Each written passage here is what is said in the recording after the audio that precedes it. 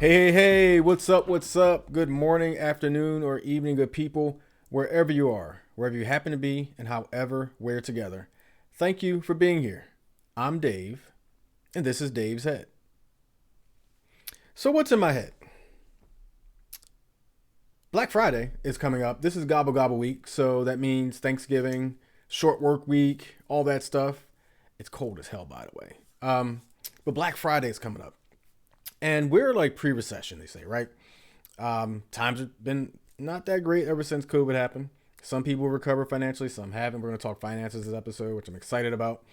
But Black Friday is coming. And I've always had this thing about Black Friday because I look at it like this. You get all these deals and specials and this off and discount, 2 for 1s, blah, blah, blah. And I personally feel like it's not really that great of a deal for the things that I'm interested in anyway. Like big TV is going to sale Black Friday, but it's like some TV from some manufacturer never heard of before. Or it's like a Vizio. I'm a big proponent of Vizio TVs. I have like 6 Vizio TVs in my house. But I'm a big proponent of Vizio TVs. But the ones that go on sale, listen. I like big, big strong man. Yeah, I like big stuff. Big TVs. I want to watch my football. I got a 75-inch downstairs. And my main one, I got, my bedrooms have 42s each because why should you have less than a 42-inch period? But I look at Black Friday and I never understood how Black Fridays happen in bad economies, right? So supposedly we're in a bad economy right now, but the estimated spending for Black Friday is an average of $362 per person, which comes out to $51 billion with a B. $51 billion will be spent for Black Friday, which is amazing to me. We can't get voting right, but we can spend a whole hell of a lot of money in one day. But I never understood bad economy spending. If the economy is so bad, why do people still go out and buy a ton of stuff on Black Friday? When me personally, I look at the deals like they aren't that great. I can find better deals throughout the year. But I get it. It's a big marketing day. It's a big day. People go out to buy a bunch of stuff. They save their money. Hopefully, they're not using credit. Or you use credit, but hopefully it's not like crazy where you're not paying it off. But Black Friday to me, and I listen. The one thing I will do Black Friday, I will do travel deals. That's just listen, I love to travel. If you follow me at all, you know I like to travel. I try to travel every quarter if I can. If not more. Next year is going to be ridiculous how much I'm traveling. Planned travel already. There's still unplanned travel I haven't done yet or put on the books for 2023. But the bad economy spending. It's one of the things where I look at it like this. We have family, we have friends. A lot of people have children that they must satisfy come Christmas time. Because listen, we've all been there. I'm sure some of you can relate. I didn't always get the best stuff when I was younger. Sometimes my mother struggled. The older I got, the less, I think it's just a product of just growing up and maturing, but the older I got, the less I cared about Christmas. Like, I do Christmas now, buy things with people I care about now. But I'm not a big, like, I have to have this now. The only thing I demand, and I've said this many times to all my friends and family, my birthday is 3 days after Christmas. It's not Christmas Day. If my birthday was the 25th, then we can celebrate my birthday and Christmas at the same time. It's not. It's 3 days later. Therefore, there's no birthday Christmas gift combination, Dave. No, that's not how this works. If you want to give me a Christmas gift, you give me a gift for the 25th. If you want to give me a birthday gift, you give me a birthday gift for the 28th. That's just how this whole thing works. Woosah. But one, I'm looking forward to a short week, a very short week. I'm doing my baking again this year, which is cool. I got a bunch of orders. I'm actually going to be spending tomorrow. Today is Monday when this is recording. I'm going to be spending tomorrow getting all my baking done. I got about 10 or so pies to do. I got some buffalo chicken dip I got to do. It's gonna be a fun week, but it's a short week. The only thing I wish, this time of the year, I'm a beach baby, right? But I'm born in the winter, so I always have to go somewhere else for my birthday to get great weather. Unless I want to move to the West Coast or Texas or something like that, or even parts of Florida. The next thing that's on my mind is something not so pleasant. And it's something that's been in the news and definitely trending on social media. It's been in the news a little bit. I don't really watch the news that much, but when I have, I've seen it being a story. It's definitely blowing up social media, and that's the young lady, Shanquella Robinson, who, by all intents and purposes, looks to have been murdered in Mexico. She traveled with her friends there, and they said she died, came home. I mean, these are just reports. Allegedly, I know no facts. I'm just stating what I've seen on social media or in the news. Um, Her friends left her body in Mexico, brought her luggage home, I saw, um, and even like set up in the house and consoling her mother, to be supportive. But there's a video that came out that shows a gruesome beating of this girl, and then an autopsy report that showed neck and spine injuries to her. And it's one of those things. It didn't happen in the U.S. So my understanding is that criminally, there's nothing the U.S. can do. It would have to be tried by Mexicans, by the Mexican judicial system. I'm using quotes, sort of. I don't know what you call the Mexican judicial system, but they would have to be criminally charged there because that's where it occurred. Mexico doesn't have, the greatest reputation for justice, but last I heard, the Mexican authorities were, that's what it's called, the Mexican authorities. The Mexican authorities were actually going to look into it. And if there's justice to be had, hopefully she gets it. But the video, I watched a part of it once and I couldn't watch it anymore. It just, to treat another human being that way is just disgusting to me. And so it was very, very hard to watch. I'm never going to watch it again. But it just highlights, the notion that, listen, I'm one of those people where I 100% will travel alone. I've traveled alone to multiple countries, multiple locations. I've never, and it's the confidence in myself to be able to take care of myself. So I never, one, I don't think anybody wants to duck me because you'd have a hope. You literally would just kill me to shut me up. But I don't ever have that fear when I travel of something happening to me. It's just, I've just never had that feeling. Listen, I get in my shuttles that I order, my cab or whatever I happen to order. I'm traveling here and there.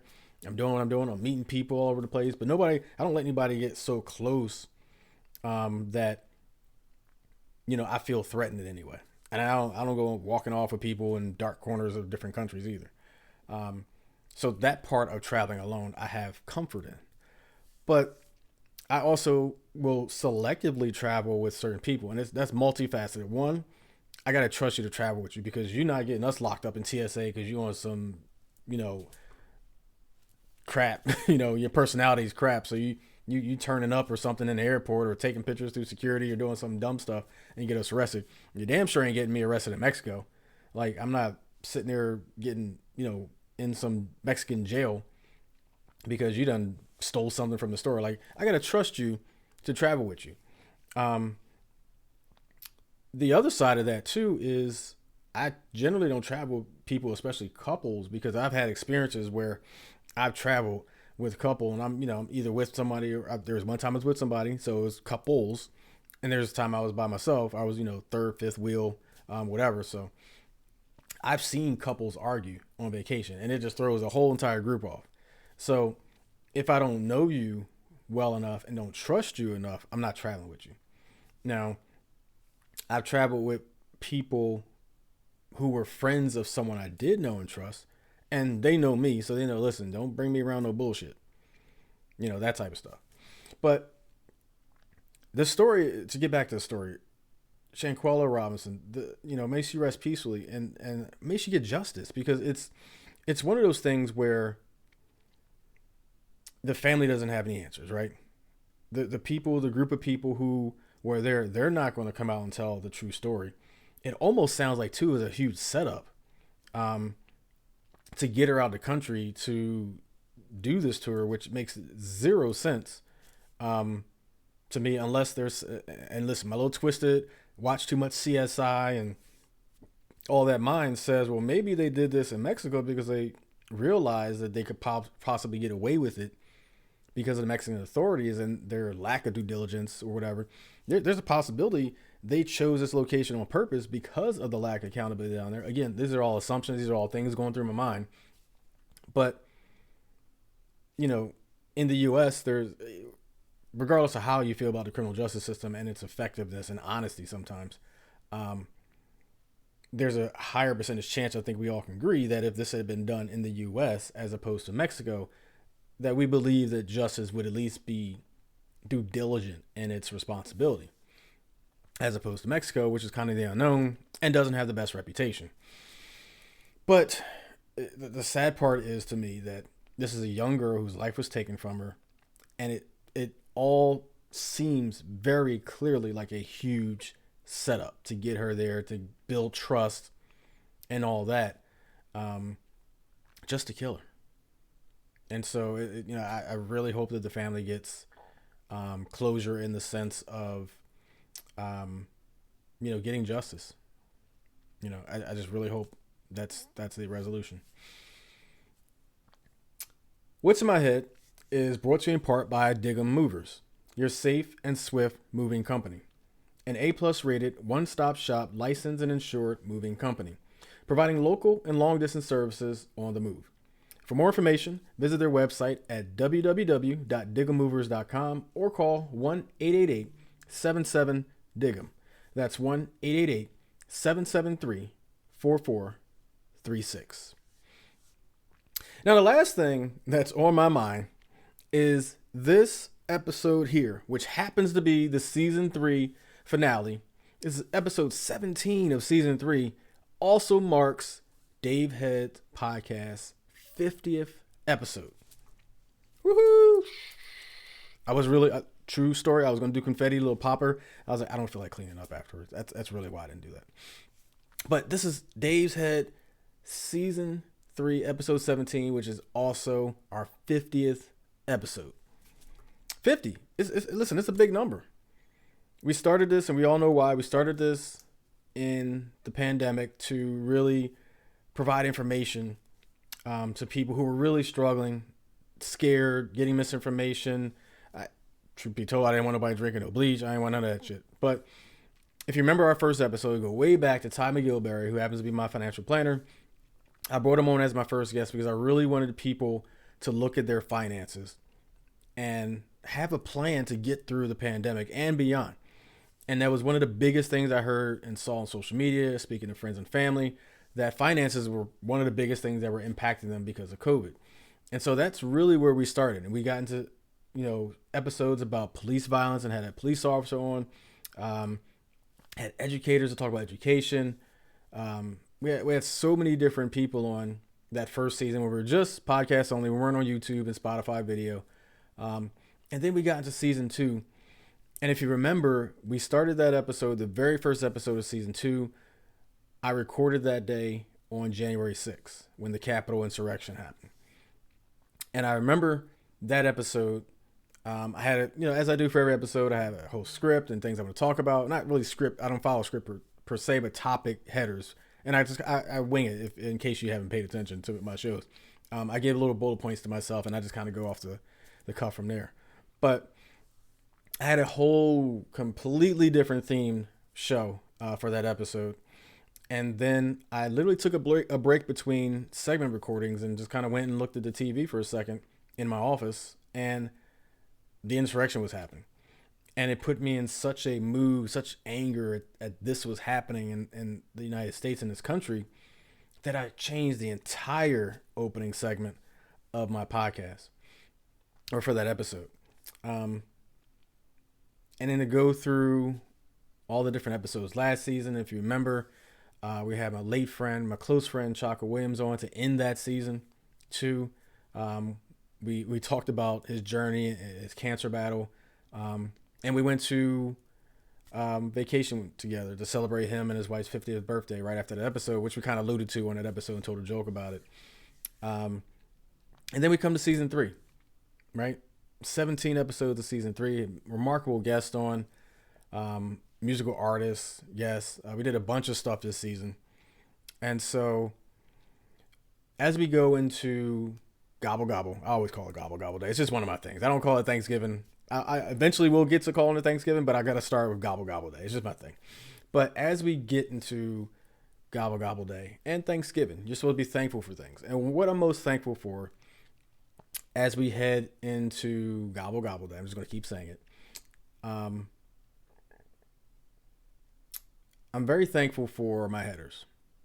That's the name I gave you guys, um, who email me, inbox me, like stuff, critique my shows, give me feedback about every every single guest, talk about the different things that I do on my podcast. I'm most thankful to you guys because while I don't do this for money, I don't do this for likes, I don't do this for um, the number of watchers or listeners or downloads. I don't do it for that. I do it because I enjoy it. I talked about before, and I told before that in college I did radio broadcasting, so I'm very comfortable in this position, in this role. Plus, I can talk my ass off about just about anything, and so I'm very thankful for the multiple countries that this show is listened to, um, and I'm most thankful for my 100% 5-star rating on Apple. Don't nobody go there and change that. 100% 5-star rating, which I actually love, and some great feedback on Apple podcasts. And so probably the question that's in your head right now is, what's next? Season 4, what we doing? So as you know, I don't do podcasts in December. I don't do, my birthday month is a big month of celebration. We don't do much work in December. And so we'll do the same thing we did last year, which is we'll come back in February with our opening or premiere episode for season 4. There will be some changes, but I'm looking forward to showing those to you next year. No peaks. But again, thank you. We've got an amazing guest coming up, and then a very particular GRIN. But that's what's in my head.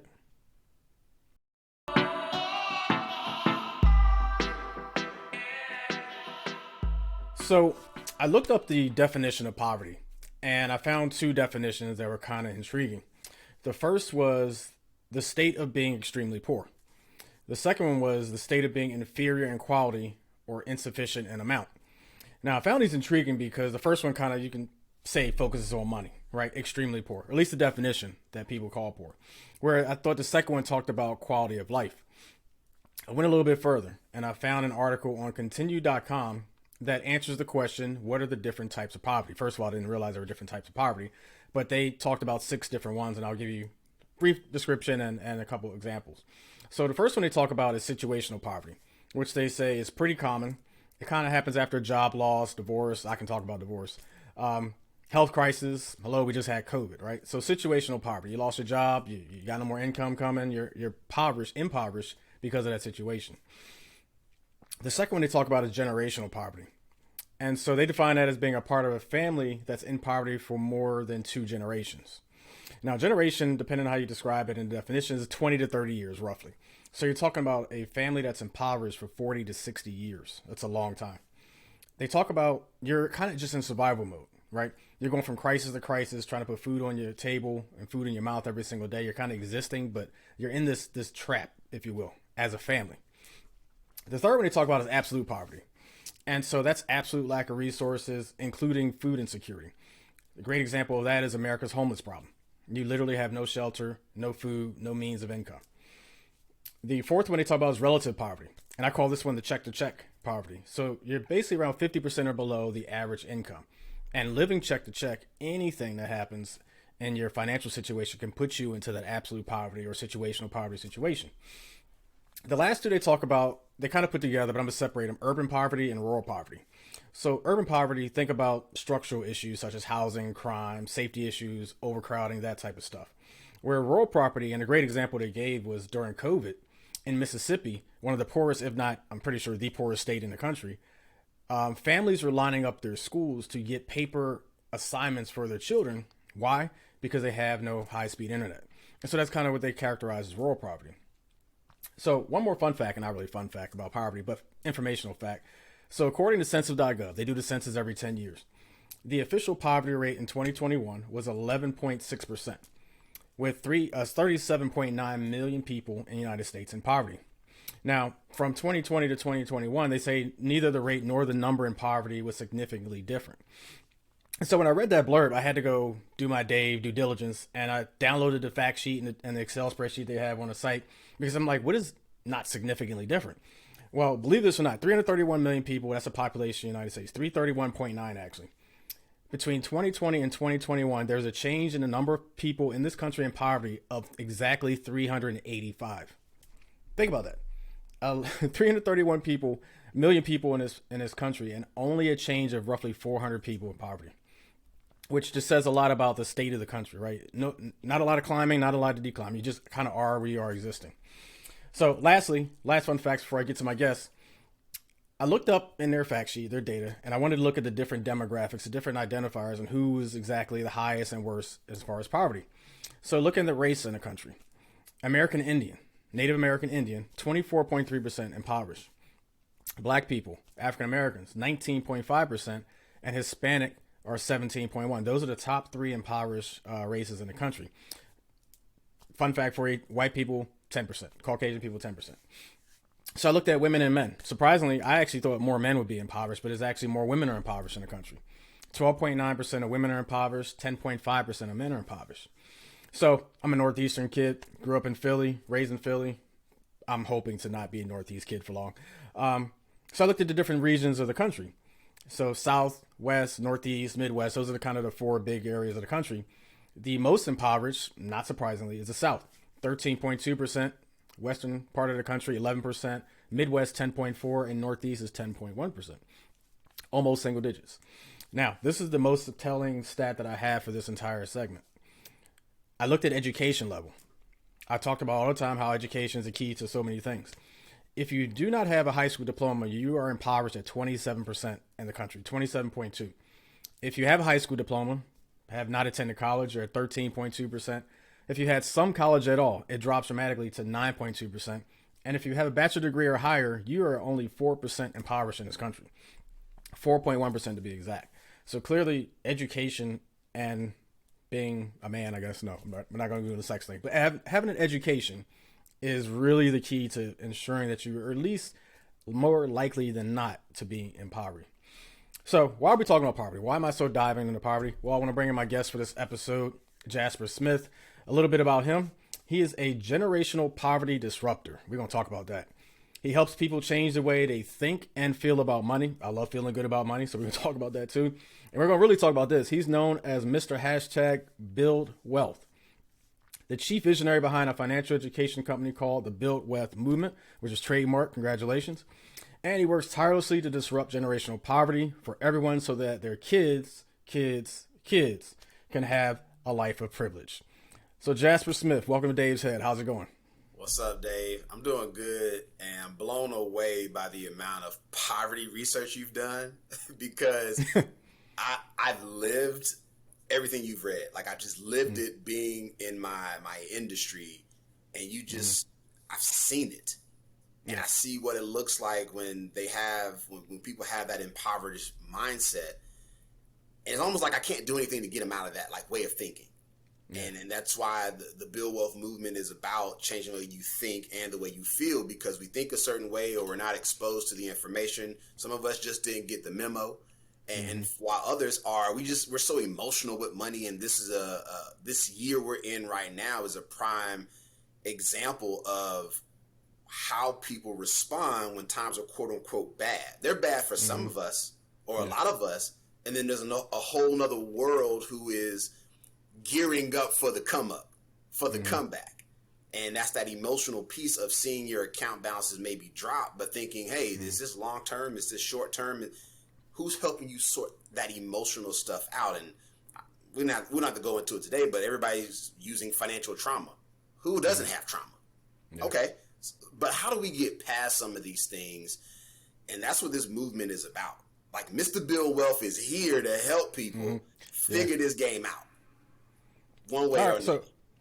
So I know you, I did give you an intro. I like to do with all my guests, but I also like my guests to kind of introduce themselves to the audience in their own words. So before we get into the meat of it, tell the audience who you are, what you do, and what you're about.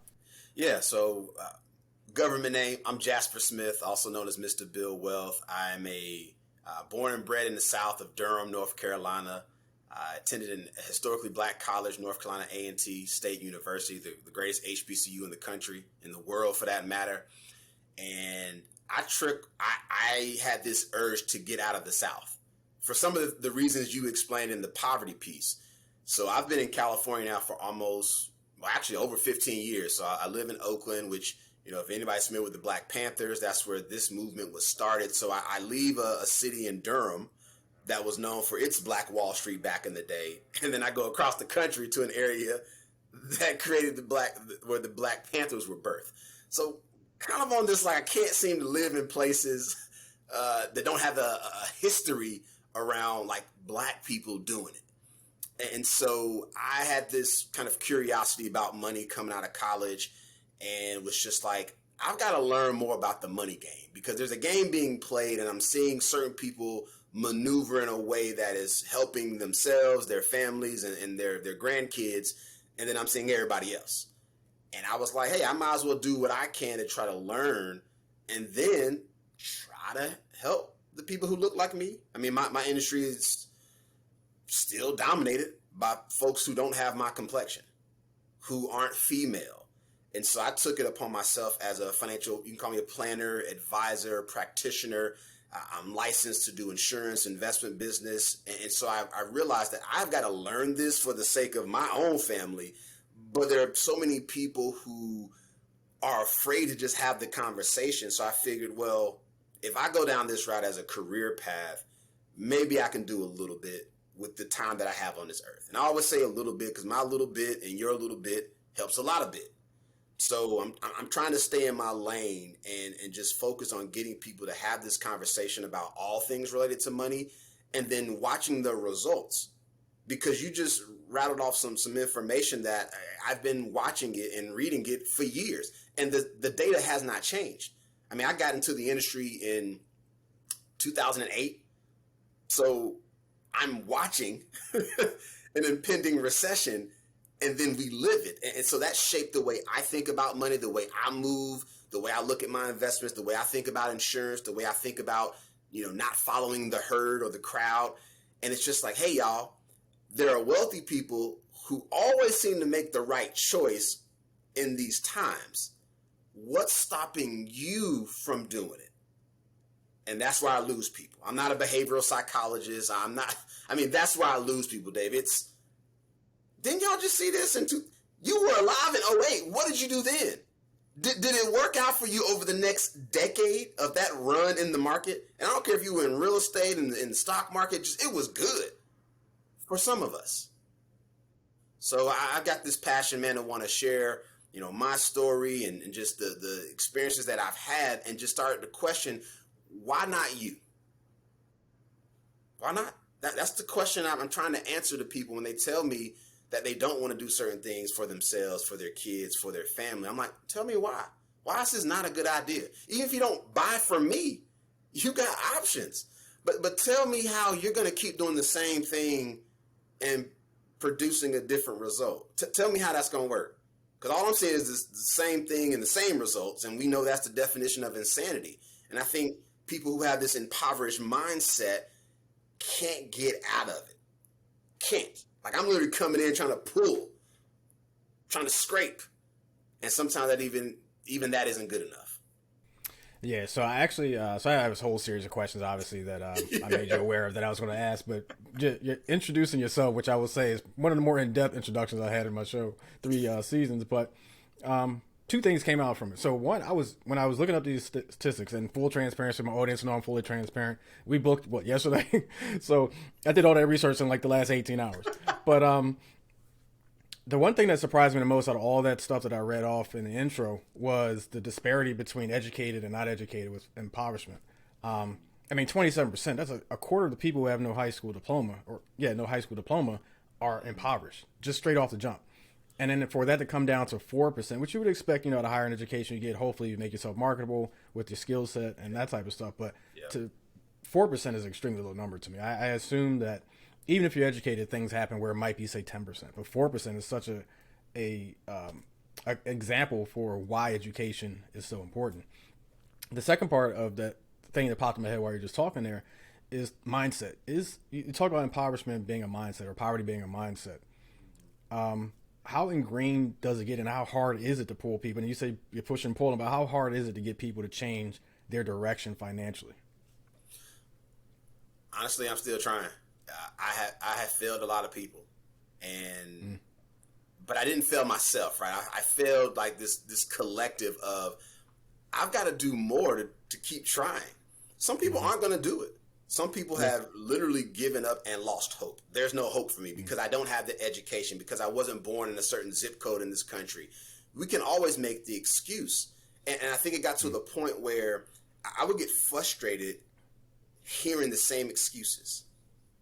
And it was like, how long are we going to keep making that excuse? That is such and such is the reason I can't move forward, or is because my kids, it's because of... What? Yeah. Can we start talk? So I'm sick of these conversations to talk about. Let's have the conversation. I'm tired of talking. Y'all ain't listening is the problem. The information is on the internet for free. It's free. Yeah. But we too busy trying to entertain and have fun and get out of our whatever life we're living. We just need that release versus I should be spending all this time online trying to educate. So if I don't go the formal schooling route, which I got plenty of friends who make great money, great careers, but they are ferocious readers. Like you give them a book, it's a wrap. That book is done in a couple of weeks because they didn't go to school. They didn't go through the formal education, route. A lot of billionaires didn't finish college, but they don't look like me and you. So maybe grandma or the godparents, somebody else may have still contributed to their long-term success, but it hurts my heart, man, to see people just kind of lose hope. And so I sometimes feel like I'm not even like the financial advisor, the financial planner. I'm like your motivational guy, just to see if I can get you to think differently. That's it. I say that in any workshop or webinar that I do. If I can change the way you think and feel about something that I'm talking about today, I've done my job. After this session's over, some of y'all just gonna be like, he was a good speaker. He speaks well, good information. And it gets right into the file. It goes right into their file. And they don't act on anything. And so I sometimes feel like I gotta, keep reaching out to people like yourself and say, let me just keep sharing this story. And maybe one person will listen or watch this and say, you know what? That brother's on something today. I'm going to change. I may never meet that person, but I'll keep trying. Yeah. That's all you can do, right? I know you have your hashtag Bill Wealth, but that popped into my head when you said you're like the motivator. I just had financial hype man. Like a financial flavor flav, like that type of thing. So if you use that, just give me your credit. You know what I'm saying? Just, call it like the triple S financial flavor flav. Whatever. I don't know. That could have been corny to a lot of people. But we're like 15 minutes in. I haven't gotten to my questions yet. But all right. So let's start with Mr. Build Wealth. Excuse me. Hashtag Build Wealth. We know the genesis of it is around finance, but where did the name? I was curious when I saw that. Like, where did this name come from? I was sitting around. I had just gotten fired from a job. And I wasn't expecting that. Huh? I said I wasn't expecting that to be there. Yeah, I literally got fired. Had time on my hands. And I think in life, when you have time, cherish it. And I just got quiet. I used to sit around. I was reading. I'm on the internet. And I was just looking at like, okay, I need a hashtag that isn't being used a lot. And at the time on Twitter, nobody was using hashtag Build Wealth. And so I was just reading articles and I would put the hashtag Build Wealth. So that's how it started. And I had time on my hands. So I'm reading articles just all day long and was just posting like one a day. So it'd be the article link, hashtag Build Wealth. And so as time went on, you're talking, I did that for almost a year and a half. I wasn't out of work that long, but I just started kind of this consistency of like article, hashtag Build Wealth. And then at some point I was like, entertainers have stage names. And so I think Jasper's a great name. I love my name. Kind of needed something else. And so I was like, okay, what if I tried a whole bunch of names and I just ended up with the basic, just call me Mr. Build Wealth. And of course, if I don't give the disclaimer, people usually say, oh, Mr. Hashtag Build Wealth, which is fine. And that means I got more work to do from a marketing and branding. So I take it as I'm not popping yet, but I got to get to that level where they know the hashtag is silent. And it literally was just me consuming information, trying to share it with the world to see who would read it. Because maybe you're not going to listen to me, but Dave will do an article about the same topic about poverty. So they'll read your post, but won't read mine, but we'll be talking about the same thing. And that's that's how this movement got started. Oh, okay. I mean, very. I expected it to be a unique story, but I didn't expect the first part. I didn't expect the genesis of it to be I got fired. So it kind of threw me off for a second. Like, okay. Um. So let's talk about. I mean, I talked about generational poverty as part of the things that I researched, and I gave the description or definition from the website that they provided. But I want to get your definition. So, what is generational poverty, and as what you do, how do we disrupt it? It is definitely elements of what you describe in the formal definition of the sense, but I like to give examples just because it helps to, I'll say for the non-academic folks, it's just, here's the example. Mm-hmm. I have a client who's in her mid-60s. She's a grandmother, mother and a grandmother. She's still paying off a student loan from undergrad. The daughter is early 40s, has a student loan, still paying on it for undergrad. The granddaughter had to take out a student loan for undergrad. So education is clearly important for this family and for my client. But at what point did, and I guess I don't blame the mother so much because she did the best she could with no help, right? The father just non-existent. But then with her daughter, so you watched your mom do this a certain way. It wasn't perfect, but she made it happen. But then there was never this conversation between the mom and the daughter of, well, if I went to school and I think education is our gateway to success, we should probably start planning for college a little early since I know you're going to go. Mm-hmm. That conversation never happens. Or maybe it happens when they're, I don't know, a junior in high school. So then the daughter has a daughter. So I use that example because for people who have student loans, which is the majority of this country, a lot of them really don't ever enjoy a life where they don't owe a big chunk of money to somebody else. Mm-hmm. I'll give you the mortgage because at least when you pay that one off, and that's actually when it's actually your house, when you have finished paying, that student loan is just crippling a lot of us because you continue to add on other debts on top of already having the student loan. And depending on what profession you go, you might not make enough money until you're 45, 50 years old, and that's just being generous. Some of us just won't pursue careers, or society doesn't pay certain careers that will allow you to ever pay off that loan. So you may actually never understand what it's like to live and not owe money.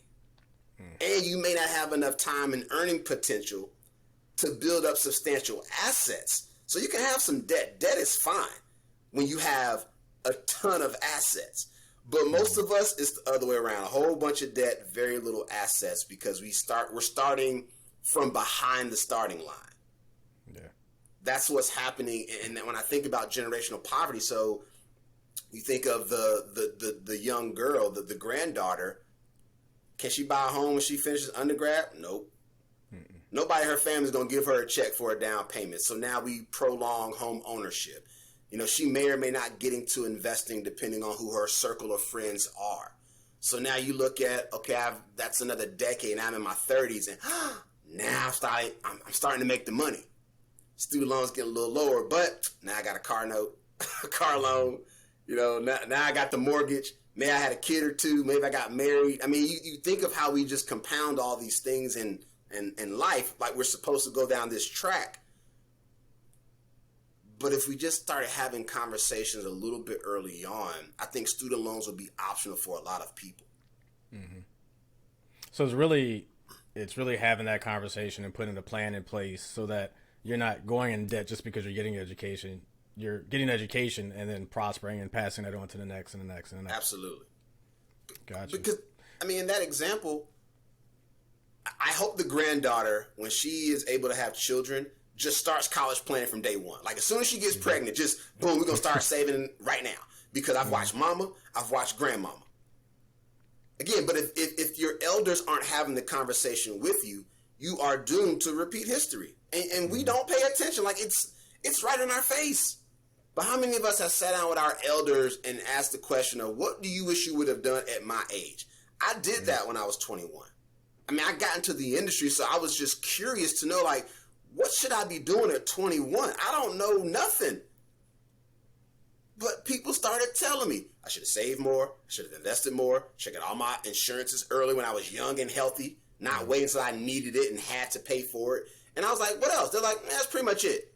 I was like, what? They're like, have a little fun, live your life. You get one life. And I was like,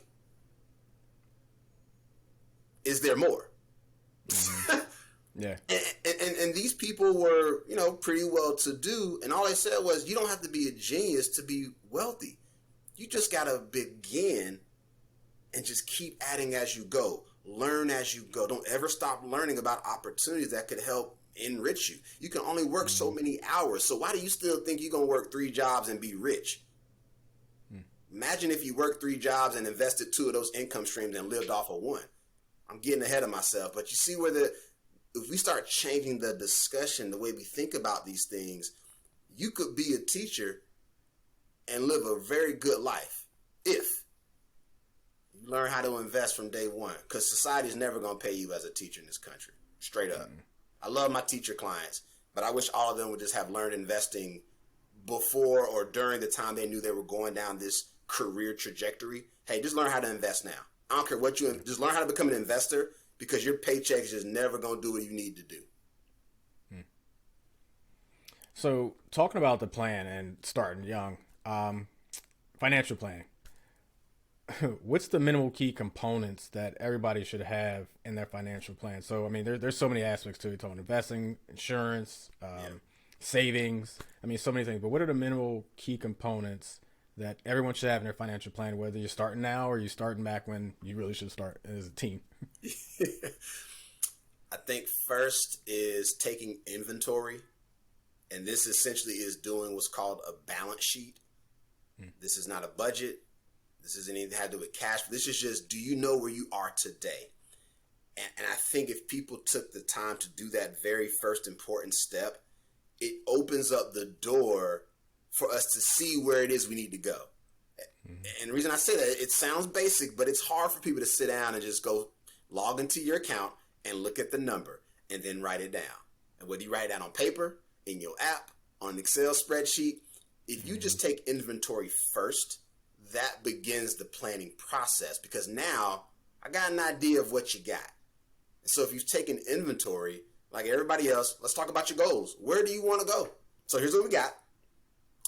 Dave, where is it you want to go? Okay, I got those 2. Now let me go do my work. Let me go do my job. Okay, you got these. Okay, I see what you got. I've been listening to what you say you want to do. I'll go do my work, my magic behind the door, behind the curtain. And I'm going to come out and say, Dave, here's what I think. But it's only what I think you should do. Dave, what are you willing to do? Because based on what you've shared with me, here's the list. Now, the list could be 2 things for you. It could be 5. It could be 10. But the idea is that now we've got a list. All we got to do is follow it. Now, if you're ready for this next stage of your life, which is challenging for most people, Dave, you're going to have to do something that I know you can do every single day. You got to make a decision about which of these items we're going to do first. I list them in order, but you still may not feel like it's in the proper order. So we'll hash it out. So we prioritize this to-do list. And we've all got it. I got one right now. But I got the list, and I just start at the very top. I keep the main thing, and then I work my way down this list. I implement, so whether that's buying something, getting some additional education, working with a team of professionals, whatever it is, that's indicative on the person's situation. And then once we implement some things and put some things in motion, I do need to check up on you. So Dave, I'm going to holler at you in 3 months just to check in. We're not going to, just Dave, how's it going? Are you still on track with the list we talked about? And if not, I'm going to say, Dave, what happened? And hopefully you're honest enough to tell me what happened. Dave, I'm making it sound real easy. Planning is hard for most people when it's about their money. But if I told you to go plan me your vacation, it wouldn't take you but an hour to send me an email with an itinerary, how I'm getting there, what I need to wear. I mean, it will be thorough because it's fun. I think having money in your pocket is fun. I think having a financial plan is fun. I think it's cool, but the world still doesn't see it as such. So we've got some more work to do for folks in my industry. We've got to keep trying to show you that a little bit of planning is good for everybody. Some of y'all need a lot of planning. And the key is you can't do it all by yourself. We are big on, well, Jasper, I'll figure it out. Okay, great. I wish you the best, but just know we can get this done a lot quicker if that's what you really want to do. If you want to do it yourself because of your pride and ego won't let you or allow you to open up to somebody, I'm just going to wish you the best, because I know that the wealthiest people that I know all have a team of people who they get vulnerable with, who they know some things. But knowing those things helps them to propel themselves forward. So we talk about, financial plans a little invasive. You go to the doctor, don't you? Everybody doesn't go to the internet to self-diagnose. If you broke your leg today, bet money you going to the emergency room. You're not going to log in online while your arm is sitting here dripping. You're like, man, my arm broke. But let me go figure out, as a compound fracture, my bone didn't pop out, so that means something good. You going to the ER. Financial things happen like that, you go to the internet. You calling on the Lord. I mean, that's what people tell me. I'm going to call the Lord. He going to work his way. He going to work it out for me. I'm going to call my mom or dad who isn't a financial planner. I'm going to call my cousin who I think worked in the bank 10 years ago. So it's just, this is stuff that people tell me, Dave. I'm like, there are people who do this work. We're going to walk you through a process. Yes, you can skip steps. I don't advise it. But if you need to buy something first before we jump back and do some planning, well, maybe that's the route you have to go. But I need it to just make sense to you. Because prior to some people meeting with me, I have just 1,000 questions about how did you get to this point in life? Because it has worked out for you. But my God, if we just did a little bit of planning, it could look a whole lot different. Accidental success, right? Yeah. Yeah. But so I got three things. I was sitting there trying not to forget all three. So go ahead. The first one is I'm very, very, very meticulous about my finances, to the point where I have a to-do list every single day. I use Microsoft To Do. It's a recurring daily thing. Check budget every single day. I reconcile my balances. If there's something pending, I have a whole column. I'm a spreadsheet freak, but there's a whole section for pending money, so I throw that in there and I throw the real amount, because usually it's something I went out to dinner or something, so it's like $56, but the real check is $70. So I'm like, don't forget about that $16 or that $14. But every single day, and they talk about 21 days makes a habit. I've gotten into this habit a couple years ago. It's like part of my nature. Like, it's on my phone. I have Excel on my phone, so I use OneDrive to sync it. If I'm on the road, let me update. Yeah. It'd be so much better if I just used the app, but I'm a spreadsheet guy. It's just one of those things. Second thing is, so you mentioned about planning. It's just a little fun fact. There's a friend of mine who will tell you it won't take me an hour if you ever ask me to plan for it. It'd be like 10 minutes. That's how diligent I am about enjoying life and planning stuff. Like, literally, I planned a trip of hers. Like, literally, she just bounced the idea off me. Half an hour later, what about this place? Here's the flights. What do you think? Like, that's just how I am. But I did want to follow up with one question. So, you said you go back 3 months, you check on you're about to say guests, you check on your clients. And I want to know what percentage, roughly, after 3 months you check on them, are actually following the plan, and what percentage are just like, nah, I ain't get to it, I'm sorry. I'm going to be honest with you. Depending on the relationship they have with me in terms of how they came in terms of which program or what they bought, the ones that follow through, probably about 15%, who follow through to the T. Actually, it's probably less than 10% that actually follow through verbatim. The rest, something came up. I'm busy. They ghost me. Damn. And that's the sad part is people have paid me. I've laid out like the expectations, like the follow up, like I've put the dates on when I'm going to email you. I'm thorough, man. I want to make sure I see the progress, because if I get the progress report, I'll know how to move. I know what move to make next. And the reason I say quarterly, publicly traded companies cannot void an earnings report. They have to do it. And so I looked at, if I'm a publicly traded company and I have to think of, like, during the pandemic, they had to get on those calls. You know it's going to be bad. The world was shut down, but you got to go on. You got to get online. Look, man, we ain't hit them numbers. Like, it was a little rough. I mean, they were just embracing the discomfort that they know everybody's suffering from. But as individuals, we want to run from it. Look, I'm not a publicly traded company, but that's how I've been operating for the last probably a decade of my life. And I was like, I've got to start living like I'm a publicly traded company. This was before getting married, before having my daughter. I was like, I got to start doing this now. So when I add the wife, now we're a partnership. I was a solo artist or a sole proprietor. Now I'm a partnership. And now that I have a daughter, we are a corporation. We have a shareholder who's a little over 6 months old. It behooves us to act right, or else our shareholder gonna start acting a fool, or our shareholder is gonna disown us at some point. So I started thinking about, if it's good enough for publicly traded companies, it's good enough for me as an individual. And Dave, you're probably way more meticulous than me, but I just had a basic. If I just check in every quarter on how I'm doing, I'll probably be all right. And as life happens, as it will to all of us, who do you check in with? So let's exclude you. You are that exception. You're in that under 10% that I know if I sent you the email, you're going to respond. You're going to beat me to the punch where our update is coming next week. I'd love an update before the date versus, hey, man, Dave, I didn't get your update yesterday. We said 3 months on today. What happened? Yeah. Oh, man, so here we go. And Dave, I just sit there and I'm like, here we go. But I'm nitpicking, because these are the exact issues as to why people stay in poverty. I love this quote around, is it millionaires make excuses? Millionaires make money, others make excuses. Mm-hmm. I don't make the excuse. I just either did it or I did not do it. And I've gotten a result because of what I did or did not do. But you're not going to say, I blame my wife today because she, she cut the heat on. I got too hot, so I didn't sleep good. So now I'm angry. Stop. People give you the excuse and just can't get real.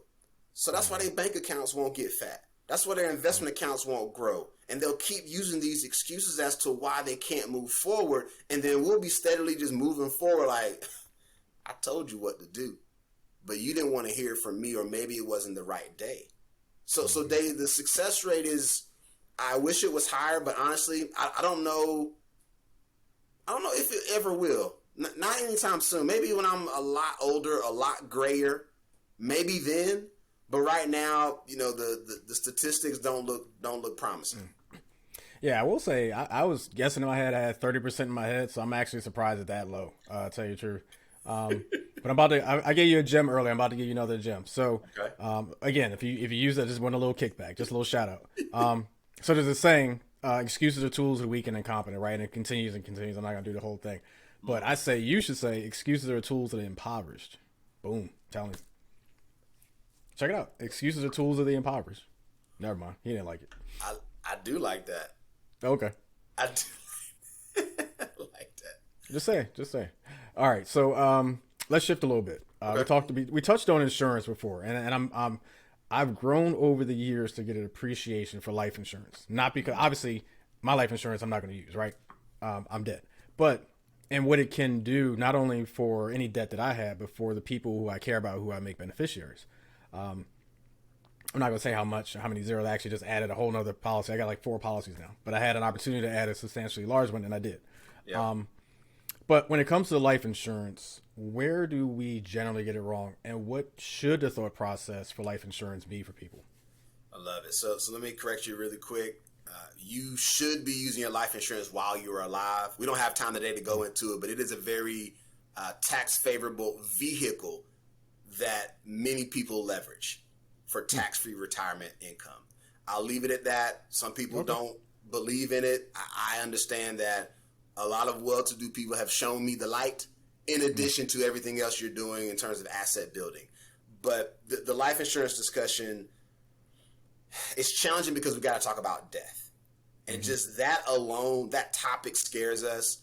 And what also I would say it scares me is just watching the people who are doing the crowdfunding sites when they lose a loved one. Yo, let me get that cash. Drives me crazy, man. Drives me crazy. Look, the church can't make enough fish plates. Even if you do a campaign or crowdfunding, like the platform is going to take their cut. You get the difference. So you don't get all your money.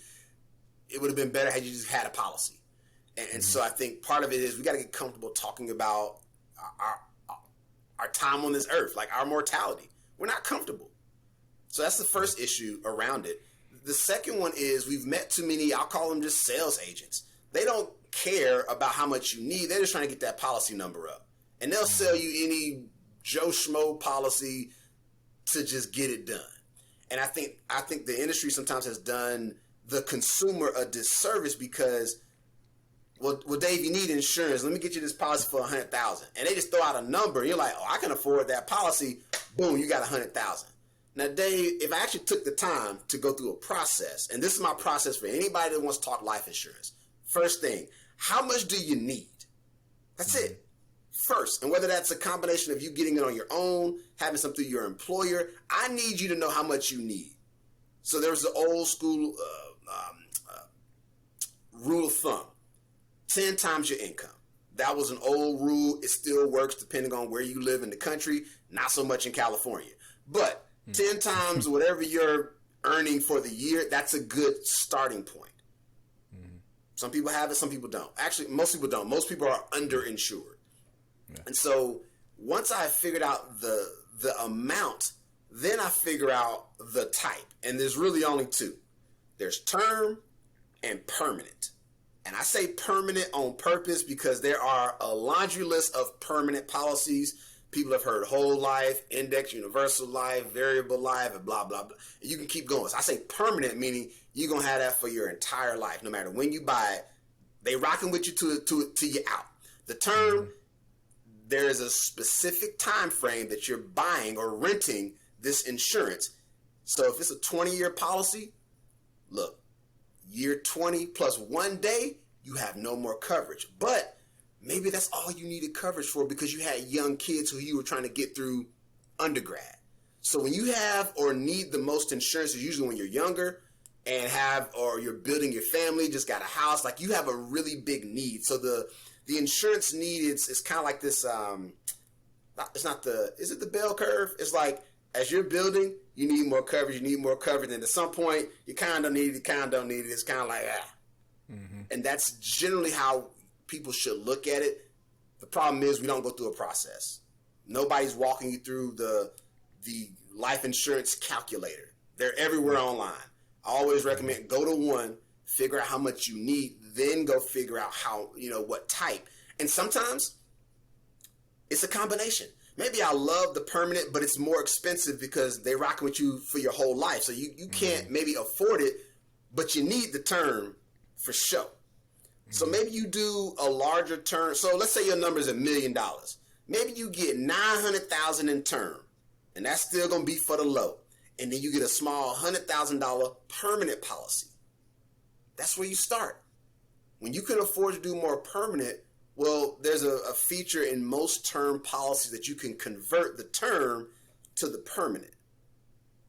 So you did all the health stuff early on when you were young and healthy, it was affordable. So now your health is irrelevant. So if you're like, well, Jasper, I just made a lick, I can afford, great. We can convert some of that term, all of that term over to the permanent. So now you have coverage for your entire life. No matter how long or how short you're here, you're good.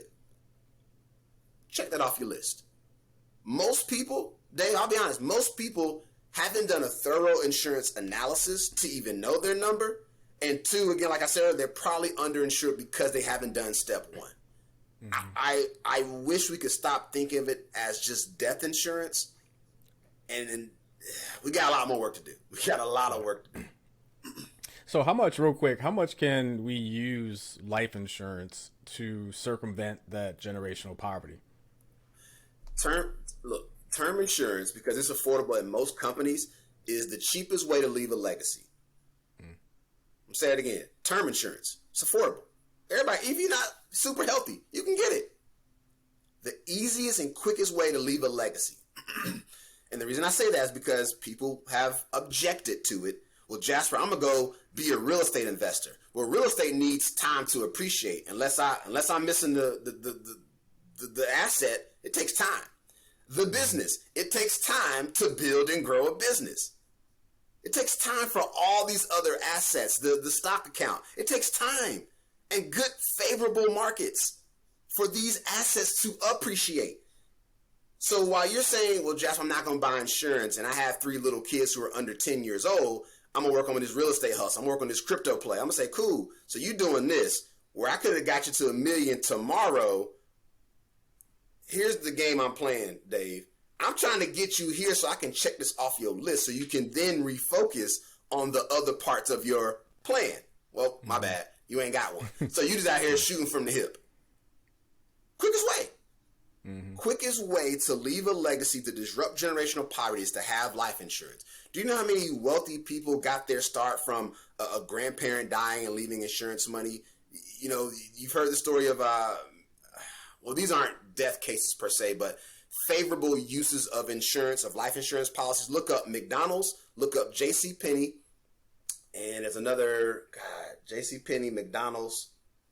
There's one other company. They leveraged life insurance policies to support their business. And there's some information out there about becoming your own bank and this strategy. The problem is the internet is making you seem like you can do it for like $50 a month. That's the problem I have with, I'll call them the financial influencers who are not licensed. I'm licensed. Who are just spewing, it's good information, but it's got this little, I got to hook you in to get you to come to my page versus, oh, that's a legitimate strategy, but let me tell you how to effectively do that. And for most people who are viewing those videos, they don't realize that you got to put some real dollars behind these plans to make them work effectively. But I think life insurance gets a bad reputation because it just isn't explained in a way that people can understand it, and they don't have the family connection to it. So everybody who has died in their family didn't have it. So all they know is we got to scrap together as a family to try to bury somebody appropriately versus, oh, they died, we had insurance, so we can grieve, we can stop working and just be present in that grief journey versus your loved one dies on Friday, you at work on Monday because you got to go to work. Nah, not happening. I told my wife, you look, if I die tomorrow, straight up, she quitting, you ain't working for at least a year. Yeah. There's more money that's available, but you ain't going to have to work, baby. My baby girl's life will not get disrupted because daddy's not here. But I cringe, Dave, at the parents who tell me they won't get more life insurance. I'm going to invest my way there. My God, are y'all, this is why we're impoverished. You keep telling the expert that he's wrong. I've seen the data. They didn't do the research you did, Dave, in the last 24 hours. They won't even do that. You can't even share those reports. Dave, give me all the reports you pulled up. I'm going to share them tomorrow on LinkedIn and bet money I get 1 like because nobody's going to read it. So it's good for us. But will continue to do the wrong thing when the answers are right here. Like you can touch them. I'm a real person giving out real information who's got a real track record of 15 years in this work, and I'm just watching the same exact problems pop up. Wow. Well, I tell you one thing. One thing I can get from all the answers you gave in this entire discussion is your passion for helping people get out of poverty, and the frustration of not being able to do that. But one of the things that I've seen, passive income, buzzword, right? Everybody's talking about passive income. So first, let's talk about what is passive income, number one. How does somebody generate it, number two? And may add on top of that as well,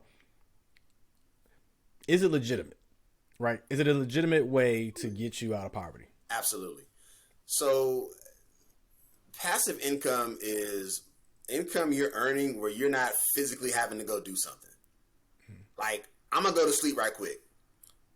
I just made some money. That's passive income. You went to sleep and some money hit your bank account or hit your mailbox and you did nothing you've done something in the past to set it up, but now it's just is providing this income to you. So it's what everybody's excited about doing or receiving. They're not willing to do the work to get to that level. So the biggest one is I'm gonna own real estate because I want tenants to pay the rent. Great. Everybody needs some place to live. Love it. So when you gonna buy your property? Have you saved some money? Have you gotten your credit fixed? Have you gone through first-time home buyer courses? Have you educated yourself about the market you want to buy in? I mean, there's work that has to get done before you're going to get that mailbox money, as everybody alludes to. So it's possible. So this is why if you're wealthy and people say, well, they had a large real estate portfolio where they had apartment complexes, that's going to keep paying out as long as that property is maintained. So I'll be long gone, and my kids might still be eating off people who are renting apartments, and it could be in your same town, it could be across the world somewhere. It doesn't matter. It's just you. That's legit. That puts people through school. I mean, one of my good friends in real estate, I mean, he had an apartment complex, and it was income producing most of the time. The recession kind of hurt him, but he sells the building, so all the monies from the sales proceeds was like, well, I just funded all my kids' college education. It was providing income for like a decade. Sold the building, made a little bit of money, not as much, but he was like, that was the asset that produced the funds to do other things in my life. And so I think it can help us to get out of poverty if we set something up. You could do, so let's say real estate isn't your jam. Learn how to trade stocks, because there are stocks that pay what's called a dividend. That's extra money that the company says, you know, we made so much money, we're going to give some back to our shareholders.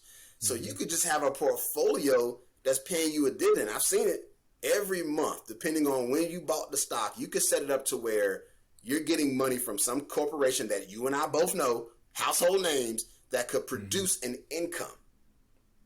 Now, you need to accumulate a lot of shares. So if I buy one share of pick your favorite company, might not be a huge dividend. But if, let's say, and I'm doing this for my daughter, I got some stocks in her account that are paying dividends. So over the next 18 years of her life, I'm just buying a little bit. So by the time she's 18, she's accrued so much in shares of the company that dividend is just slowly doing this. Mm-hmm. And that's how you create that income. My daughter's going to look at me like, yo, what were y'all doing? I was like, trying to give you a reason not to be successful. Because if you can't be successful with a pool of money or a bucket of money or a trust fund or a real estate portfolio, you just ain't meant to be successful. Mm-mm. But how many of us fantasize that, well, if I had the money? I've done so much work in the community, Dave, and in low to moderate income neighborhoods, they always say, I wish I earned more. And I'm like, you think so until you meet my tech clients who do earn more, and they still got the same mindset as you. Same mindset. And they earn a couple $100,000 a year with no real response. Some of them living at home. And I'm like, how are you living check to check? It doesn't compute in my brain. So I think passive income is a phenomenal thing that we should all strive to work towards, but you got to figure out what's going to be your thing. Is it the real estate? Oh, I'm sorry. It doesn't have to be physical real estate. Let me say that too. You could do a real estate investment trust. There's some that are publicly traded on exchanges. So you don't need no credit check. You don't have to get no loan. You could just hit a little button and buy a portfolio of real estate companies. And then those pay dividends, which is, again, passive income. But the problem is we're trying to skip these steps, Dave, and we want all the passive income, but don't want to do any of the work. We don't want to do any of the education that would allow us to create these structures to provide that income passively. And so we'll keep working hard and long hours for a few dollars. My mentor actually told me, so he's been doing investing from Morgan Stanley. He gave me my first real job in the mailroom for Dean Witter. Nice. One of the things he told me about investing, and one of the things I tell my nephew when he was younger and asked me about it, was invest in things you're passionate about, because you're already invested in the topic, the subject matter. So I do have a little passion for real estate, but not as much as the technical stuff that I do. But one of the big things I did during COVID was, as the market started to crash, I started investing in companies who build strip malls. Why? Because strip malls weren't happening. Everything was closed. So the stock just started going down. And so what I did was, once it got to a certain low point, I set an alert in my account. Once it got to a certain low point, I said, I'm just going to dump a bunch of money into this one particular company. Mm-hmm. And so as we came out of COVID, guess what? Their business picked back up and the stock picked up more money. So now it's talking about dividends. I get a little chump change. I'm sure not the millions and billions they make, but I get a little chump change every quarter, which is fine. I just sit there and reinvest it. But it's really about research, right? And the reason I brought it up, if you research things that you're passionate about, it's kind of easy for you. And you're talking about difficult and easy things, difficult and easy conversations. But if you do the research in an area you're already passionate about, I'm passionate about cooking, so I love looking up those types of things. It makes the whole process way easier. But these next two questions I have for you, this is something that a friend of mine, so I actually did this accidentally last episode. And so she told me, one of the people who listen to my show religiously, she told me, oh, that's a great segment. You should do this more often. So the next two questions at the end, I'm going to say, why am I right or wrong? And so I want you to tell me, why am I right or why am I wrong? Okay. I personally, this is personal. This is what I do. I personally think you should have 3 credit cards. You should have one that has a great interest rate, one that has great perks, and one strictly for emergency. Now, there could be a combination of that emergency one having a great interest rate, having great perks, whatever. But those are the 3 main areas that I think everybody should have a credit card as long as your credit score can support it. Why am I right or wrong? I think you're wrong in the sense with the emergency. And this is, again, I think about impoverished people. And I've heard this before in workshops. I was always told to get the credit card in case the emergency happens. And I was like, I respect that. But what if we just save money? Then we're not borrowing when we need. Because when you're in an emergency, if you have to use the credit card, you got to pay it back. Yep. What if we just created a culture where we saved money? So then when the emergency happens, you don't think credit card, you think, oh, I actually got money. That's why I don't agree with that component. I also don't agree with the interest rate. So again, the interest rate tells me you're already going to overspend, which means now you're going to get penalized with an interest charge. But if you use your card and pay it off and pay off the statement balance or the full balance, you will never incur the interest charge. But our society has told us that, what's the interest rate on that card?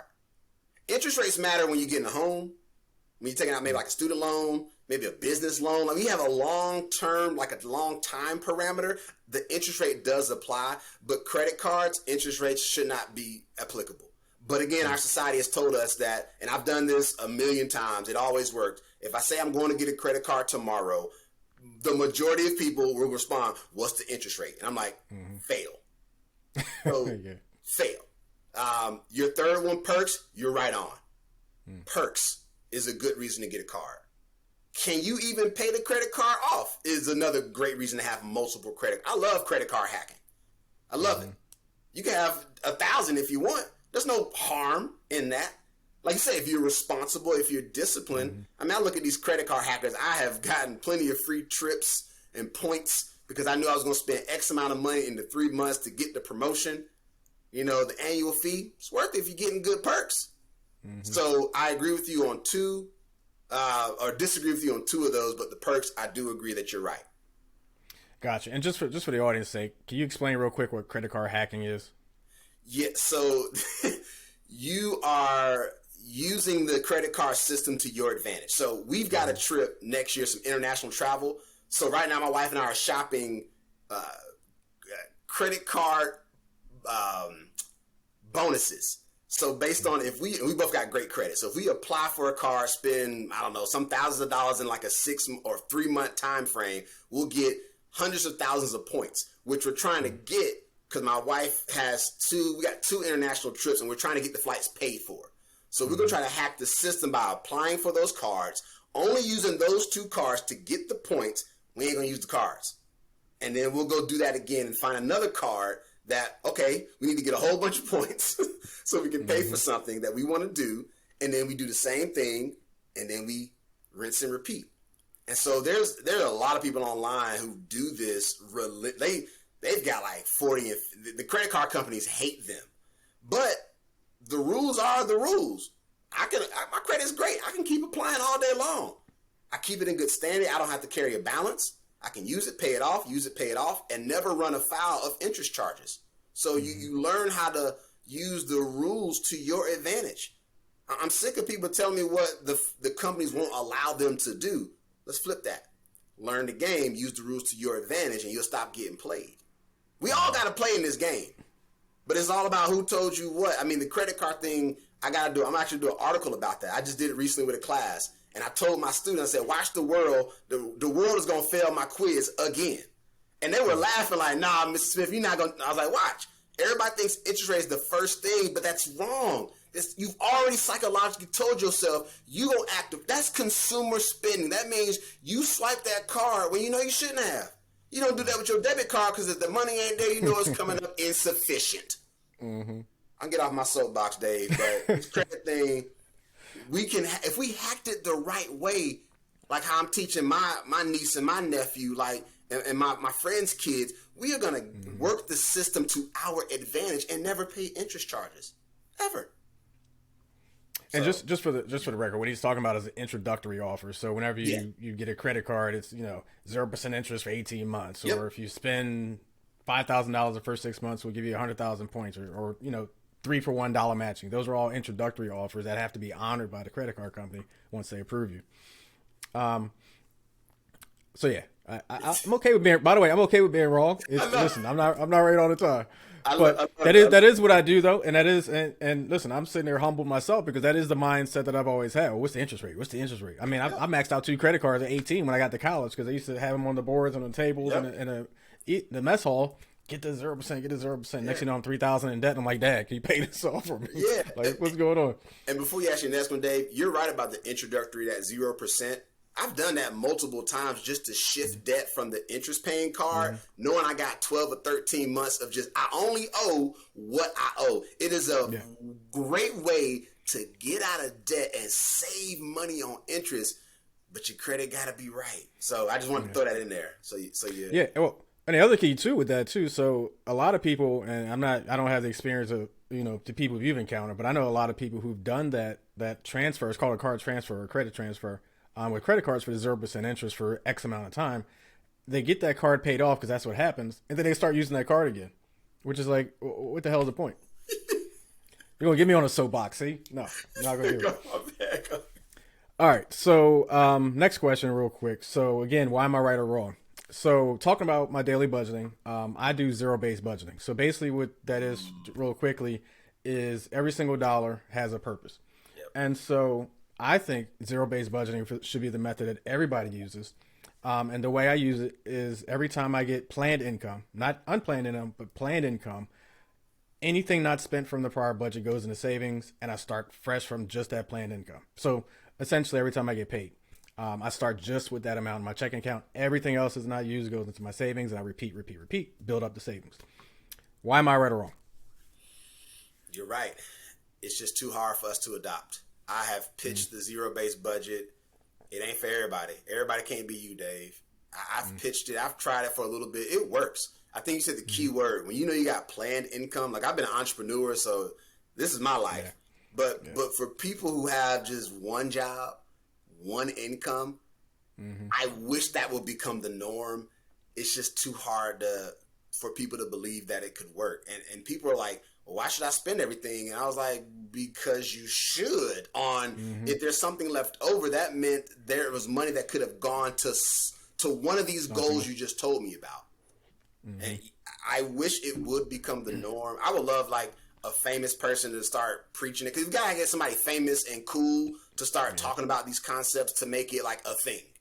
But yeah, if I got one job or just if I'm just a W-2 employee, I wish that would become the norm versus this budget for a month or 2 weeks. No, just account for every dollar, but it's too much work for the average person to do. It's too much work. That's what they told me. Gotcha. And you know what? There's some stress to it too, right? You're committing to put that mindset that I'm basically going to be broke waiting for my next check, but you're not really broke. It's just you're allocating something to everything. That's right. All right. This is a third gem I'm going to give you. So again, if you use it, as one little kickback. You have a TikTok? Not yet. All right. So TikTok, listen, buzz phrase, right? Get a TikTok, Mr. Build Well TikTok, and pitch some of these ideas. Because people listen to TikTok more than they listen to freaking humans. But all right, soapbox exited. You good. You the fifth one last week that mentioned TikTok to me, so it's coming. Okay. All right. So that's the end of the why am I right or wrong part. So this last question, let's talk about your book. The Build Wealth Challenge, 8 challenges to change the way you think and feel about money. What do you hope users will get from this book, and why did you write it? And flip the order of that. Why did you write it, and what do you hope users will get from reading this book? I wrote it because I was tired of seeing everybody have a book, and I didn't have one. I literally was just, I was reading, anybody I listened to on the internet, speeder, like, I got a book. And I was like, why don't I have a book? They're like, everybody has a story they should share, and you are an expert in something. And the world needs to know about your expertise. So I was honestly just like, what's wrong? Why haven't I done it? I had no good reason. So that was the impetus to kind of start that process of thinking about a book. And then it took me probably about a year, almost two, to kind of think, like, what would I do? So all the financial books that I've read were just a little too long for me. Like, my book is like this thin. And even, I love the feedback. The lady was like, she ordered my book in pre-order. She said, yeah, this should have been a pamphlet. Like, this ain't no book. I saved the email, and I'm like, you missed the whole idea was we have made financial planning so complicated that because I made it or condensed it to just some itty bitty pages, you don't think it's credible. She was like, but you gave some great examples. I was like, I wrote the book because I want financial planning to be easy to digest. Uneducated, educated, all in between, incomes of various levels. Everybody's giving me the same excuse. It's too hard. It takes too long. You alluded to this kind of this half-hour vacation planning thing. I do what's called the 15-minute plan. And people laughed at me. It's still a thing. I tested it. I said, if I can just get you to sit down for 15 minutes, I may not see you again ever in life. But let me do enough to show you how comprehensive planning should be. But whether you subscribe to it or not, I can't control that. And so the book went through 8 questions I used to send out prior to like my consulting sessions. I was like, I need a little bit of information about you, not super invasive on that continuum of strongly agree to strongly disagree on 8 questions. And I was like, if you can answer those truthfully before we talk, I got an idea of how this conversation is going to go. And it was just, I was just saying, man, I used to rattle off those questions like I was like, oh, that's my book. It's going to be these 8 questions, a simple example to explain each one, and just say, if you can answer these and be honest with yourself, it's not going to take long, because everybody tells me I'm too busy. That's the number one excuse I continue to receive after 15 years is I'm too busy. Dog, you ain't no millionaire. You ain't that busy. You don't even run your own business. Oh, I got kids. I got a kid. I still can find time to do stuff. You got 8,760 hours in a year. How much time do you spend on your financial plan? That's all I'm asking you.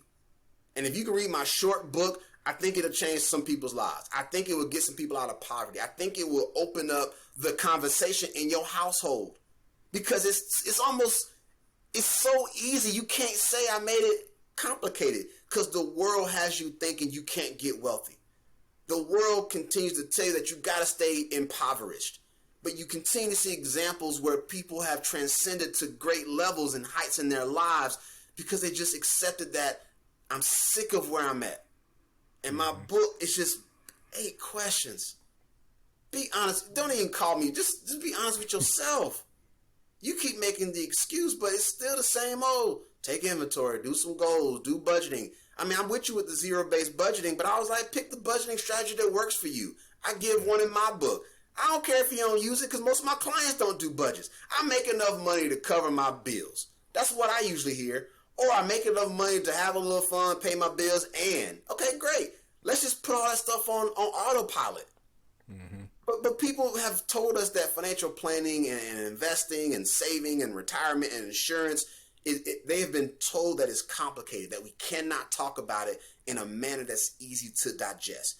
If you read my book and still can't figure out financial planning, call me tomorrow and say, Jasper, you have done a horrible job with this book. Because I don't think it's much more complicated than those 8 questions. There's a lot more that I could have covered. I could have given you all that history and background that you would be like, this is boring.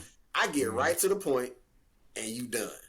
And I think, in my mind, it's one of my goals too. If every young professional got this book when they finished college, I think we look at money, think about it differently. We would talk about it differently, because now you would have been exposed to it so early in your career that it becomes the norm for you. See, it's still taboo, but not for me, not for my wife, not for some of my family, my friends, of course, my clients who have entrusted me to do things the right way. They fine. But I still got millions of people that I've got to reach to say, look, maybe this book is the first interaction you're going to have with me, just read it and let me know what you honestly think. You think it's trash? Cool. Like the lady said, it should have been a pamphlet. No, ma'am, it's a real book. It's a real book. I almost lost my earpiece when you said that because I'm like, that's the critique you gonna get? It should have been a pamphlet. I'm just, listen. I got the email. Oh, I saved it. It's a good testimony. You should print it out and hang it up like they do when people make their first dollar. Just like, yeah, you actually said this. Oh man, listen. I seriously, it almost flew out my ear. I'm like, somebody actually said that. That was the feedback you had. Okay, thank you. But then she said, but I love your examples. I'm like, well, you chopped me up in the first two sentences and then you brought it back. And I was like, it's feedback. You are entitled to your opinions about things. Mm-hmm. I don't even get upset. I just acknowledge that you actually read it. Yeah. I mean, there's that part, right? I mean, at least it was somebody who actually read it. Yeah. All right, so Jasper, that's the end of the Q&A segment, and now we're going to move really briefly to my favorite part with my guest, which is called First Thoughts. But First Thoughts is brought to you in part by SRA Solutions, simple solutions for complex problems. For over 15 years, SRA Solutions has provided today's solution to prevent tomorrow's problem.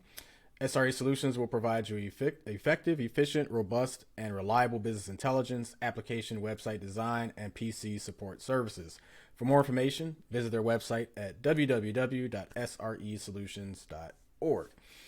All right, for those who've not tuned in before, like I always say, shame on you, but I'm glad you're here. First Thoughts is a segment that I do with all my guests where I give them a word or a phrase to get their first thought. Obviously, they're not privy to this, kind of would destroy the whole first thought part of it.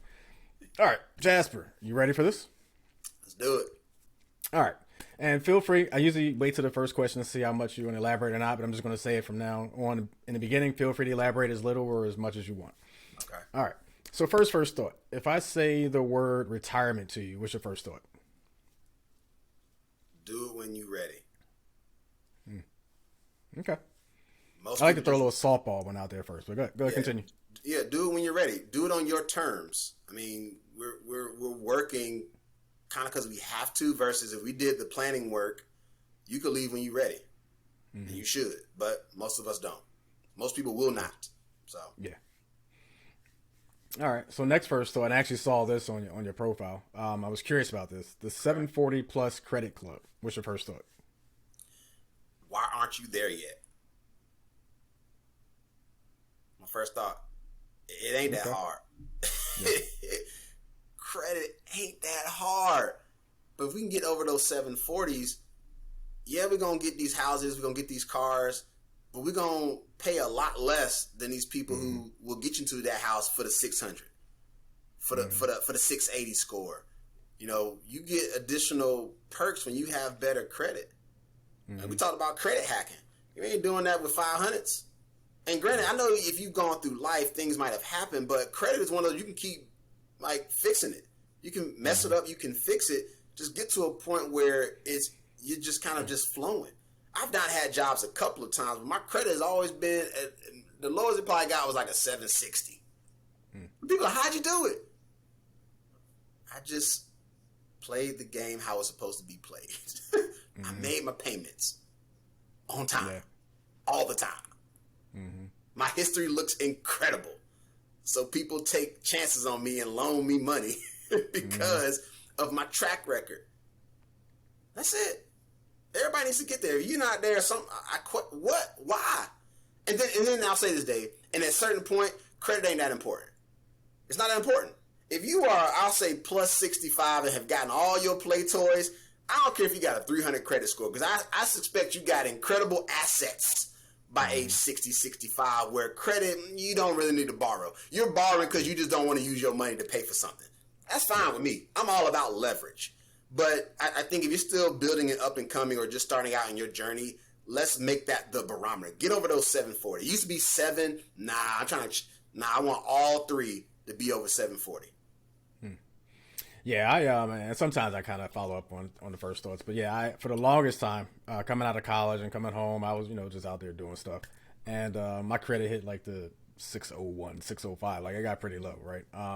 And so I made a conscious effort probably about 10, 15 years ago to focus on that, because I had a house, I bought my house at a great rate, but that was because I had gotten it back into like the high 600s. So now today it sits over the 800s, but it took a long time. That last 100 took forever. Um, it's just one of those things. And look, I'll be honest, man. Having an 8 is more like a pumping your chest out. You still can get the best rates if you got like a 780. I mean, again, Yeah. every lender might be a little different, but then I've had people who are like, I gotta get to 8, and I was like, why? You don't get nothing extra. And if they did, I'm like, congratulations. But most people, if you really nearing 8, you're doing pretty good with your credit. You can relax. But I'm with you. You gotta do a few things to get it bumped over there. But you know, we as a collective, in terms of people, like poor people don't have good credit, and it's pretty standard. Like if you poor, I know your credit's jacked. Most 9 times out of 10, you rarely see poor people with great credit. It's just how the game works. I've seen it. Yeah. I'll say 2 quick things. One, I'm sure people know this. Missing a payment is just destroys. Like it just destroys your credit score. I will also say one thing I've seen a couple people get in trouble with is don't co-sign a damn thing. Like if it ain't yours, don't co-sign it. Because you're putting your credit in somebody else's hand. I mean, and if not to mention if they got to come to you to co-sign, that probably says something about their track record as well. Right. Yeah. Red flag. All right. So next first thought, stock market. What's your first thought? Get in. We're waiting for this like perfect sunny day, perfect temp. Look, time in the market is always better than timing the market.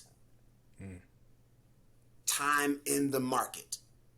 That's all I'll say. Just get in.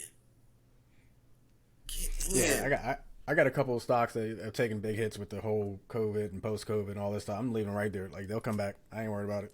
And actually, some of them are actually going to buy more stock because they've come down so low. Like, shoot, let me just get some more money in there. Greatest time to buy, you know, I joke, but like I love shopping on sale. Groceries, clothes. But when the stock market goes on sale, everybody's like, oh, it's not a good time. The market's bad. What?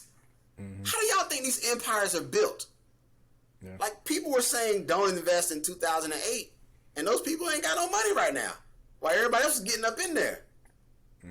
Best time to get in is where everybody's not talking about it. As soon as something's getting, a high amount of publicity, the people who really made that money were in a long, long time ago. So you are usually going to be late to the party because you ain't paying attention. Versus just get up in there, get in.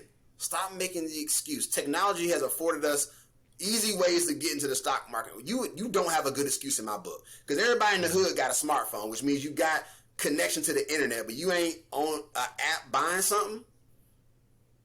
Your mind ain't, you ain't ready yet.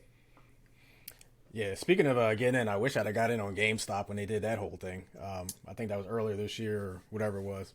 But yeah, who knew? Seriously.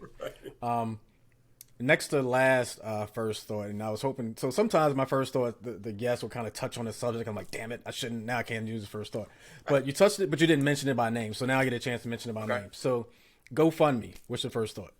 Stop. Because I know it's life insurance. That's what replaces GoFundMe's. That's what replaces the Facebook post with the Cash App. Yo, can y'all get the family a little? This is their time of need. Look, if y'all doing Cash Apps and GoFundMe's for the family, let's hope the family doesn't need that money and can just donate that to a charity. I'm cool with y'all doing it because y'all want to honor somebody who you lost, but it should not be because the family needs the money. It needs to be y'all just doing something nice because you can't go to the funeral, whatever, and that money's gonna get donated. Aside from that, life insurance. Next question. Don't get me riled up. Don't do this. Oh, well, my last first thought might get you riled up then. So this is the last first thought. And I've had a couple financial planners on through the course of 3 seasons, and I somehow always make this one of the first thoughts because I just want to get curious opinion on it. So last first thought, loaning money. What's your first thought? It depends. No, you got to elaborate on that one. No, I don't. I'm not. Loaning money is how our banking system operates. Your deposits sit in these banks and credit unions, and they loan it out at way higher interest rates than they're paying you. So I think it depends on who you're loaning to. Why are you loaning? You know, I think when we think of family, those are gifts. Your family ain't paying you back. Your friend ain't paying you back. But there's something to say that if I can loan money and profit off of it, it's a viable business option. I mean, again, our bank system and credit union, that's how they make their money. Your money sits in deposits. They loan it out. That's it. So I think it could be beneficial. I would love to be a lender. They seem to always be making money when times are good or bad.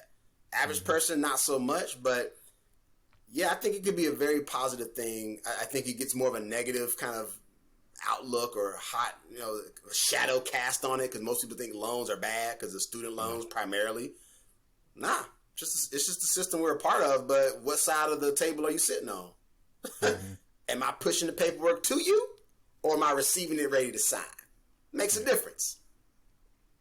I do know they have those like group lending things you can be a part of. Like basically, Peer-to-peer. say there's 100 people. I can't remember the technical term for it, but you put your money in with a whole bunch of other people, and then people out there can borrow money from a group of people.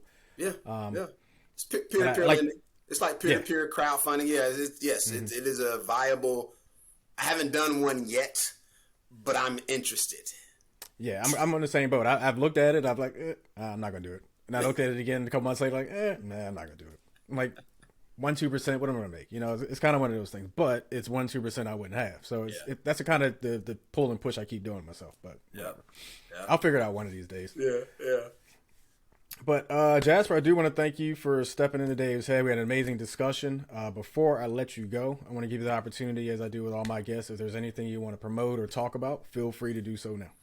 Yeah, so I'll share just two things I'm working on currently. Is I always want to drive people to my website just so they can kind of read up about the Build Wealth movement and what I'm really about. I have a lot of blogs on there that a lot of timeless type of information where I'm not always current, but I think the strategies that I'm trying to get people to adopt will always be relevant. So the buildwealthmovement.com is a way for you to really connect and kind of see what I'm about. If you're ready to get busy, MrBuildWealth.co. That's a new effort I'm working on of really trying to get people just let's do it. Let's stop playing around and tiptoeing and thinking about getting ready to maybe get ready. Let's get cooking. And it's right before Thanksgiving, so I'm hungry to help a whole bunch of people out between now and the end of the year and going into next year. But MrBuildWealth.co, if you really want to like do that one-on-one and get busy and start some things. If you're still like, I'm not really sure, thebuildwealthmovement.com. All of my stuff is on there. And just always tell people, however I can be of service to you, let me know. Because every wealthy person I know has a money team. So let Mr. Build Wealth know what role he can play as a part of your money team. Okay. I like that. Every wealthy person has a money team. Okay. I'm a team of one with an Excel spreadsheet, but that's what I do. I sit there. No, I'm just kidding. No, I have a financial plan. You'd be so mad if I actually said that.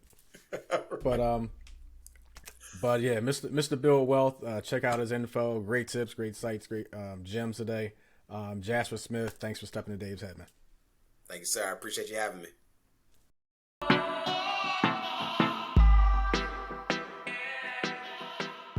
My favorite segment, absolute favorite segment of my podcast, is my GRIN, which stands for Great Reason to Be in Love with Now. Us men love our milestones, right?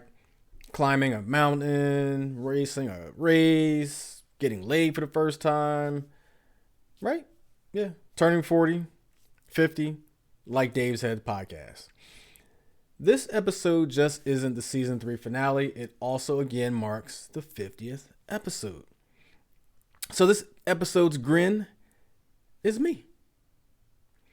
Not only am I a great reason to be in love with now, to know me is to love me, I think. But I'm in one of the happiest places I've been in a long time in my life. And I look forward to being and creating happy moving forward. I appreciate the interaction we have on social media, the inboxes I get, the responses to requests that I do through my personal page usually. I don't really do much action through my podcast page, which doesn't make sense. We'll do that better in season 4. But I did ask you to submit questions for me for this episode. And I told you I would pick the best three and answer them. And so I did. So the first question that I received was this: what fears have you conquered in 2022? Great, great question.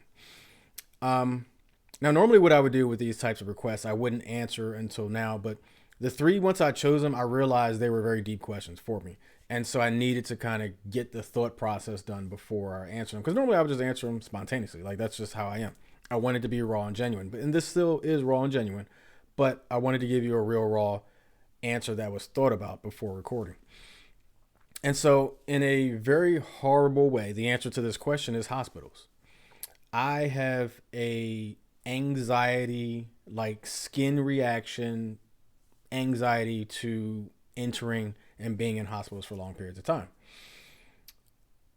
If you follow me social media wise, listen to the show, you know I had a tremendous loss this year in August, losing my uncle.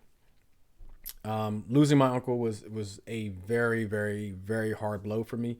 The experience of losing him and even getting to today is still very, very hard.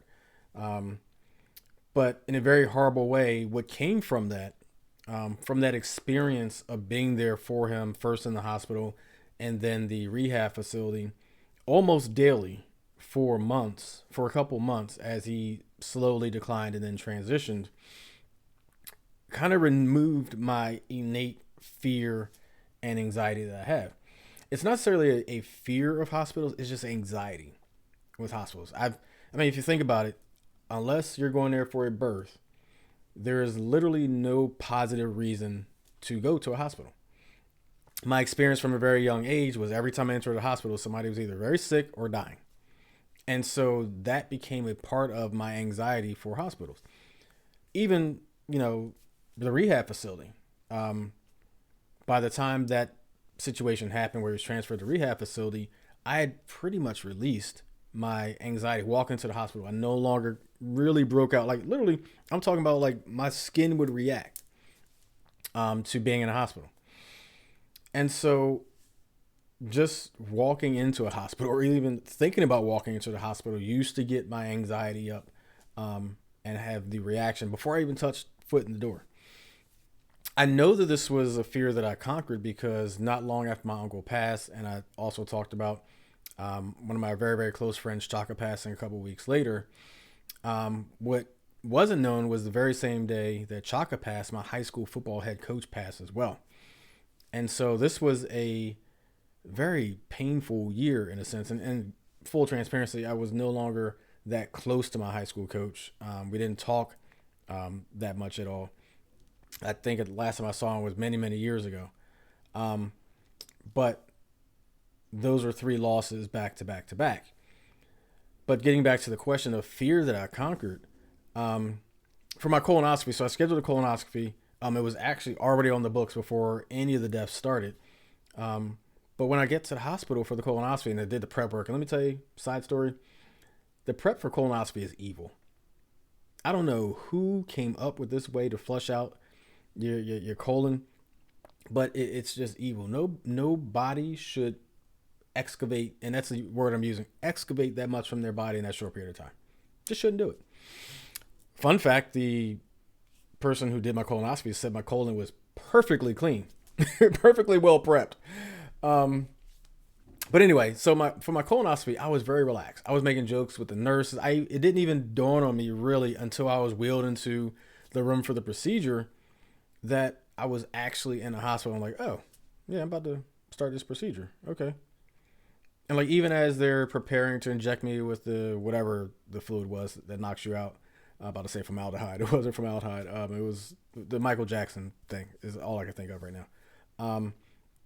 I'm sitting there very, very relaxed. And in a very strange way, my uncle's process with stage 4 cancer, his slow decline to transition, and me being there so much every day, it became normal to be in a hospital or to be in a rehab. And so that fear, and really more so anxiety than fear, is what I conquered this year in a way, just because of the circumstance of having to be there every day. I no longer had that anxiety. Even when I got colonoscopy over 10 years ago, getting to that hospital, I had anxiety. And it's not the type of anxiety where I'm like frozen. It's just that, you ever feel like that heat go through your body because you're anticipating something, or maybe you're getting a little flush, I guess is the correct way to put it. That's kind of what happens. And that flushing creates my skin reaction.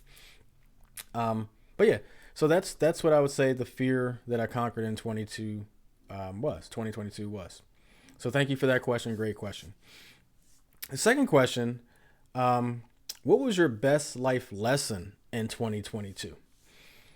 And again, this is going to come back to me losing people this year, because I think the biggest lesson that I got from this year, I'm in my 40s. I've seen a lot of death for the longest period of time. And I stopped counting because I just don't know anymore. But when I was counting for the longest period of time, I had been to more funerals, way more funerals than years alive. And this was, I was in my 30s and that was still true. But I'm guessing that's still true now. I have no idea. It's got to be kind of true still. But the lesson I got from this year with losing my uncle, losing Chaka, losing my high school football coach, was to cherish the time you have with those people you love and care about. The good times and the not so good times.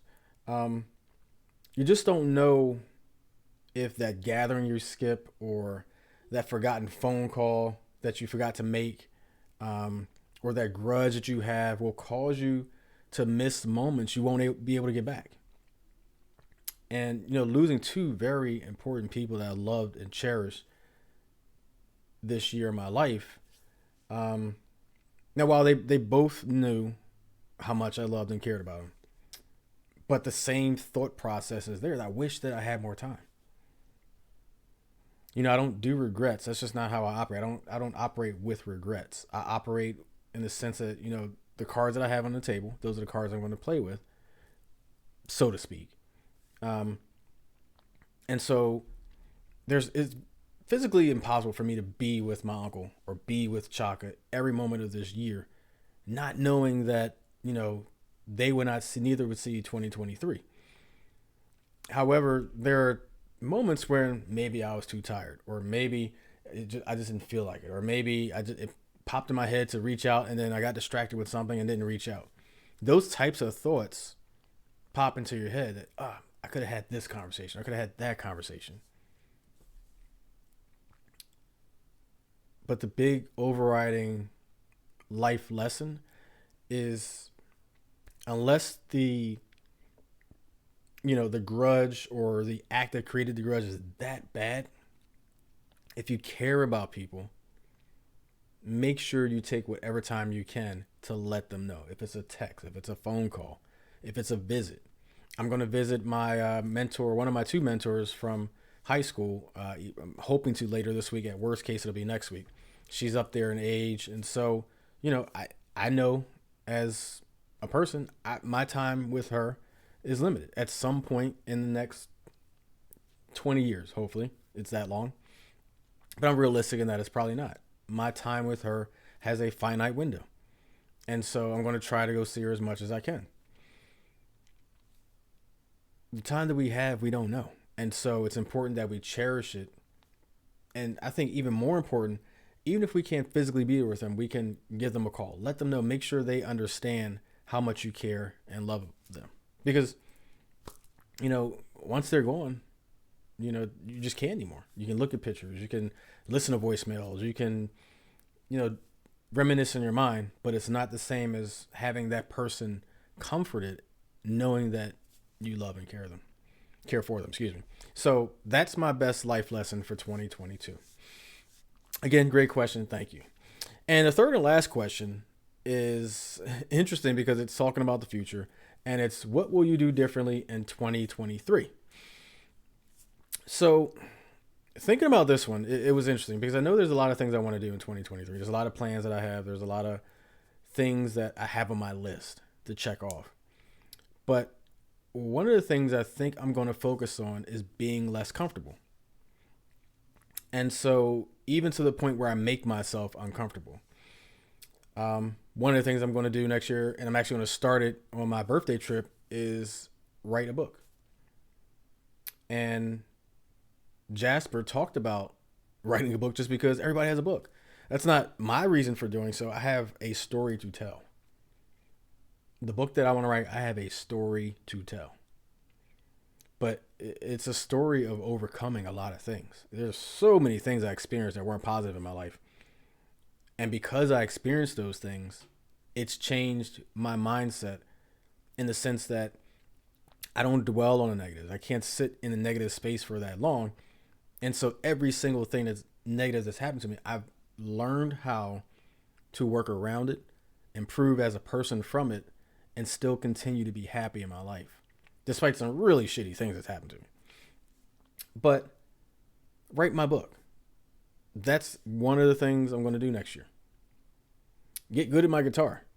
I was doing lessons almost every day, and then I just kind of got busy. And full transparency, I didn't have the time. I literally just, it's not an excuse. I didn't have the time. During the summer, I was either home, working, hospital, home, working, hospital. And then 2 travel trips and just didn't have the time.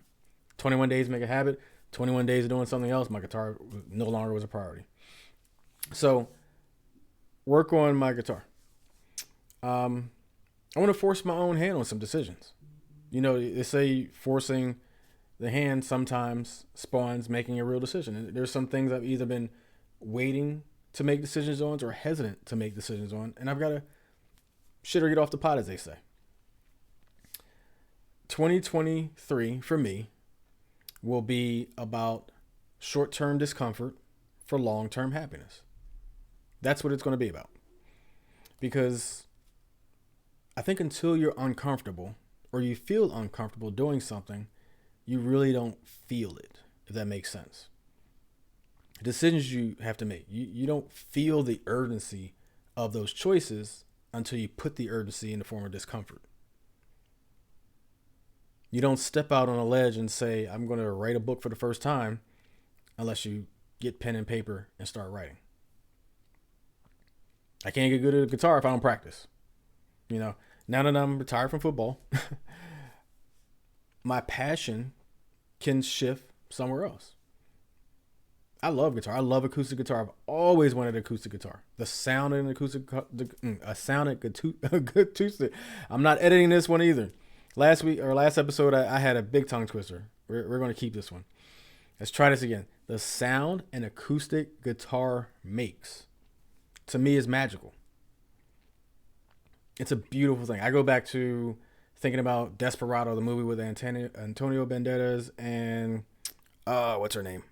I could see her gorgeous little face. But where there's a scene where they're in the hotel room and he's playing the guitar and she's all mesmerized with her eyes closed, and he sees, people. I think actually she's playing the guitar, and he sees people coming in the room trying to kill them, and he slowly pulls out a gun and kind of puts it on both sides, and then he kind of walks towards the middle of the room, and he winds up having a gun at her head, and he has to wind up kicking her with the feet out of the way so he can shoot them. And so, but I just think of the acoustic guitars and some of the solos in the history. Never mind. I've got to practice so that I can get great at it, because everything I touch, I want to be great at it. But yeah, temporary discomfort for long-term happiness is my theme for 2023. And so I'm going to take steps to make myself uncomfortable, to set up or begin the foundation for long-term happiness. Thank you for all the question submissions. As always, some of the questions are fun, but it's all tongue in cheek, and I take things as compliments. But like I said, I was going to take the best 3 questions, and those were the absolute best 3 questions, because I love things that make you think, make you get reflective, introspective, and really, really make you uncomfortable. I mean, I think that's just going to be a recurring theme from going forward to 2023, that being comfortable is not a place I want to sit anymore. Going forward in 2023, I want to grow and build and retire and live on an island, all these things. In order to do that, I've got to become less comfortable with the way things are, less comfortable with the status quo, less comfortable just being here and slowly taking steps up. My favorite Price is Right game is the guy with the little mountain things. Well, I want to shoot up. I don't want to go step by step. I want to start skipping some steps. And so in order to do that, you got to become or make yourself uncomfortable. I want to thank Jasper Smith, aka Mr. Build Wealth, for stepping into Dave's head. I want to say it was a great discussion, lots of gems, great information, great passion, and an amazing way to end season 3. We will have him back anytime that he wants to come talk about some more. We had a whole topic that we didn't get to. He said he didn't want to talk about it right then, but not that he didn't want to. It was just too broad of a topic to get into, but he did touch on it. Check out his website, thebuildwealthmovement.com. You can check him out on Facebook, Facebook.com/jasper.smith.9. You can check him out on Instagram and Twitter at Mr_build wealth. So MR_ and then build wealth, all one word. Check him out on YouTube, the hashtag Build Wealth Movement, and on LinkedIn at Mr. or not at, but search for Mr. Jasper Smith. Again, great interview, great information, and love the passion. As a side note, I understand. I really understand when you know better and you want better for people, and whether it's, let's call a spade, whether it's laziness, ignorance, lack of drive, or poor habits that are hard to break, those things can be frustrating. And so I understand when you're putting in effort to try to help somebody help themselves and they don't want to help themselves, it can be frustrating. So I understand it's not really a soapbox thing. It's a real thing. It's never a good thing when you want more for someone than they want for themselves, or you want to put in more effort for someone than they want to put in themselves. It's a frustrating thing. I get it. So thank you, Jasper Smith, for dropping some gems on Dave's head. Mr. Build Wealth himself. Support our sponsors, Digga Movers, for all your local and long distance moving needs. Check them out at www.diggamovers.com. And for all your PC repair, antivirus removal, network setups, office setups, and so much more, check out SRE Solutions Inc. at www.sresolutions.org. And if you're interested in sponsoring Dave's Head for season 4, holy shit. If you're interested in sponsoring Dave's Head in season 4, reach out to me and I promise you we can make it happen. So giving thanks, disrupting poverty, and turning 50. All great reasons to be in love with now. Have a great, safe, and happy holiday. Amazing new year. And I will see you a year older in 2023.